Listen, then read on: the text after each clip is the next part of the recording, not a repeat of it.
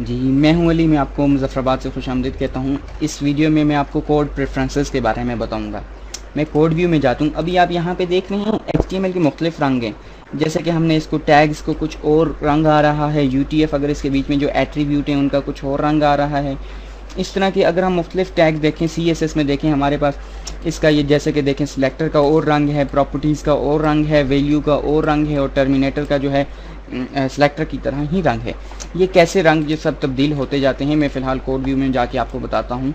सबसे पहले आप जाएँ एडिट में, अगर आप ड्रीम वीवर में अगर मैकिन्टॉश में तो ड्रीम वीवर पे क्लिक कीजिए और प्रेफरेंसेस पे जाइए, जैसे कि मैंने आपको एक स्नैपशॉट पिछली वीडियो में एक बताया था। प्रेफरेंसेस में जाते हूँ मैं, यहाँ पे आप देखें कोड कलरिंग।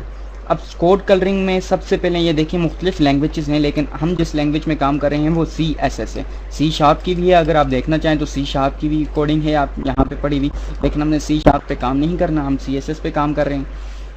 यहाँ पे देखें डिफ़ॉल्ट बैकग्राउंड कलर इसने दिया हुआ, अगर मैं इसका बैकग्राउंड कलर चेंज कर दूँ तो अप्लाई कर दूँ तो ये डिफ़ॉल्ट ही रहेगा। और आपने ये बात एक याद रखिएगा, क्योंकि यहाँ पे ड्रीम वीवर में इसकी कोड प्रेफरेंसेस में अगर आप जाके कुछ सेटिंग में कुछ चेंजिंग करते हैं तो इसका कोई रीसेट का ऑप्शन नहीं है। मैं फिर कोड कलरिंग में जाता हूँ और मैं वापस आता हूँ CSS में, यहाँ पे लिखा हुआ है एडिंग एडिट कलरिंग स्कीम। यहाँ पे इंपोर्ट के बारे में कुछ लिखा हुआ है, जैसा कि @ है।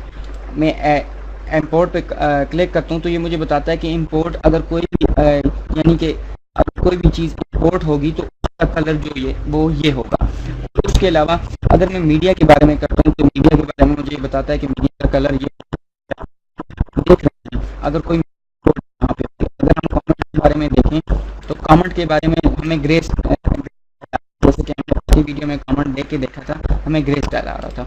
उसके अलावा इम्पोर्टेंट के बारे में आपको रेड है, और प्रॉपर्टीज़ के बारे में यहाँ पे देखें जो ये प्रॉपर्टीज़ हैं, फॉन्ट साइज़ ये हमारा आता है। तो हमारा तो सही डार्क ब्लू होना चाहिए, तो ये देखिए हम डार्क ब्लू कर दें, लेकिन जब हम डार्क ब्लू कर देंगे तो वो इतना अच्छा नहीं लगेगा, क्योंकि इसकी जो प्रॉपर्टीज़ है वो बिल्कुल डार्क ब्लू हो जाएगी और इसकी वैल्यू की तरह हो जाएगी। मैं फ़िलहाल कैंसिल करता हूँ और दोबारा एडिट स्कीम पे जाता हूँ, प्रॉपर्टी की तरफ जाता हूँ। अब देखें प्रॉपर्टी इसकी थोड़ी सी जो है डार्क ब्लू है। अब मैं सिलेक्टर की तरफ जाता हूँ। सिलेक्टर जो है वो इस रंग का है, सिलेक्टर ये इसको कहते हैं सिलेक्टर। ये देखें रैपर जो है इसका कलर ये है। अगर मैं इसका कलर चेंज करना चाहूँ, फॉर एग्जांपल इसका डिफ़ॉल्ट कलर ये है F0F, मैं अगर इसका कलर ये चेंज कर दूँ, ओके प्रेस करूँ, ओके जो ही मैं प्रेस करूँगा तो आप देखेंगे यहाँ पे ये कलर इसका चेंज हो जाएगा। मैं वापस एडिट में जाता हूँ और प्रेफरेंसेस में जाता हूँ और एडिट कलरिंग स्कीम में जाता हूँ और वापस सिलेक्टर में आता हूँ। मैं यहाँ पे इसको दे देता हूँ F0F,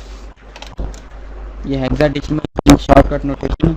मैं अब सिलेक्ट करता हूँ तो देखें यहाँ पे ये सिलेक्टर का कलर चेंज हो गया। एडिट में जाके वापस प्रेफरेंसेस में जाता हूँ। इसी तरह इसके मुख्तलिफ कलर हैं जो कि आप यहाँ से चेंज कर सकते हैं। अब कोड फॉर्मेट में जाएँ।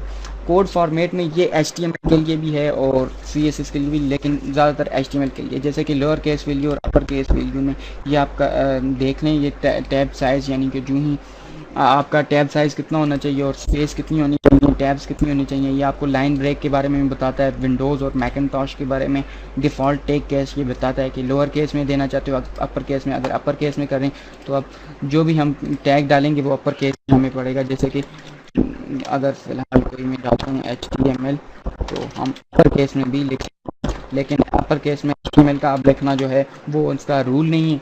जो पहले पुरानी HTML थी उसमें रूल्स होता था, लेकिन अब इसमें कुछ रूल नहीं है। हम लोअर केस पे दोबारा क्लिक करते हैं तो ये एट्रीब्यूट की वैल्यू बता रहा है कि एट्रीब्यूट कैसे देना है। हमने कहा लोअर केस में और उसके बाद इक्वल टू और स्ट्रिंग के अंदर कुछ उसकी वैल्यू होगी। और भी मुख्तलिफ चीज़ें हैं जैसे कि एडवांस CSS फॉर्मेटिंग है, ये आप चेक कर सकते हैं। उसके अलावा कोड हिंटिंग है। हम जैसे कि आफ्टर टाइपिंग स्लैश, यानी इसका मतलब है हम कोई टैग मुकम्मल करते हैं तो फिर ये देता है। अगर हम आफ्टर टाइपिंग ओपन टैग्स करने में क्लिक कर लेता हूँ, अब मैं ओके कर देता हूँ, मैं जो ही क्लिक करता हूँ यानी कि मैं एक बोर्ड टैग लगाता हूँ, जो ही मैं उसको बंद करता हूँ तो मेरे पास ऑटोमेटिकली ये वाला टैग खुद ब खुद पड़ जाता है बंद होने का। अब मैं इसके अंदर करता हूँ। अगर मैं उसको ऑफ़ कर दूँ, एडिट में जाके प्रेफरेंसेस में जाता हूँ, Ctrl+U इसकी शॉर्टकट कमांड है। अगर मैं इसको आफ्टर टाइपिंग कर दूं, ओके कर दूं, अगर अब मैं बी प्रेस करता हूं, अब मैं बी करता हूं तो अब मैं इसके अंदर कुछ लिखता हूं, फिर मुझे खुद ही ये बंद करना पड़ेगा। तो ये थोड़ा प्रॉब्लम है। तो मैं दोबारा प्रेफरेंसेस में जाता हूं, Ctrl+U प्रेस करके मैं इस पर क्लिक कर देता हूं क्योंकि ये बेस्ट है।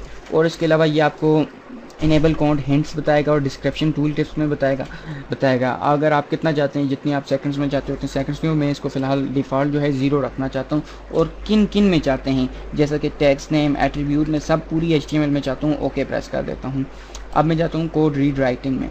Fixed, invalid, nested and अनक्लोज्ड tags, ये आप खुद ही इसके बारे में रिसर्च कीजिए और ये कोड रीड राइटिंग के बारे में, लेकिन मैं आपको सजेस्ट करूँगा कि इसके जो डिफ़ॉल्ट कोडिंग है इसको इसी तरह छोड़ने में। ओके प्रेस करता हूँ।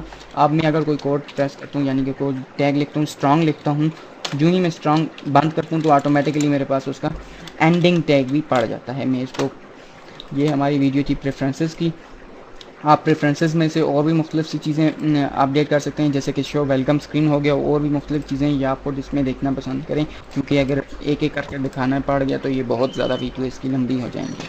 So thank you, keep in touch.